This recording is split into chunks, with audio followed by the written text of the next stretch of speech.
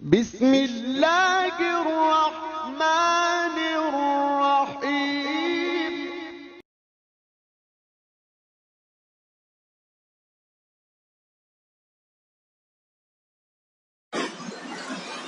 بسم اللہ الرحمن الرحیم۔ سوال کیا گیا ہے کہ نماز تراویح فرض ہے یا واجب ہے یا سنت ہے، اور اس کا ترک کرنا کیا گناہ ہے؟ اسی طرح نماز تراویح کیا عورتوں کے لیے بھی پڑھنا ضروری ہے؟ اسی طرح ایک سوال یہ بھی ہے کہ کیا عورتیں باجماعت تراویح پڑھ سکتی ہیں یا نہیں؟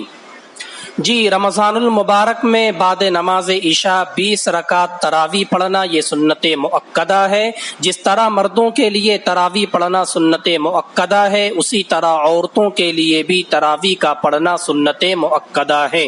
نیز تراویح نہ پڑھنے پر گناہ ملے گا، چاہے وہ مرد ہو یا عورت۔ تراویح کے بارے میں جہاں مردوں میں غفلت پائی جاتی ہے، وہیں اس سے زیادہ عورتوں میں بھی بہت زیادہ کوتاہی پائی جاتی ہے، لہذا اس کا اہتمام کرنا چاہیے۔ نیز گھر میں اگر تراویح ہو رہی ہو تو گھر کی عورتیں بھی تراویح کی جماعت میں شامل ہو سکتی ہیں۔ ایسی صورت میں عورتوں کی صف سب سے اخیر میں لگے گی، امام کے پیچھے سب سے پہلے مرد و حضرات کی صف لگے گی، ان کے بعد بچوں کی صف لگے گی، پھر ان کے پیچھے عورتوں کی صف لگے گی۔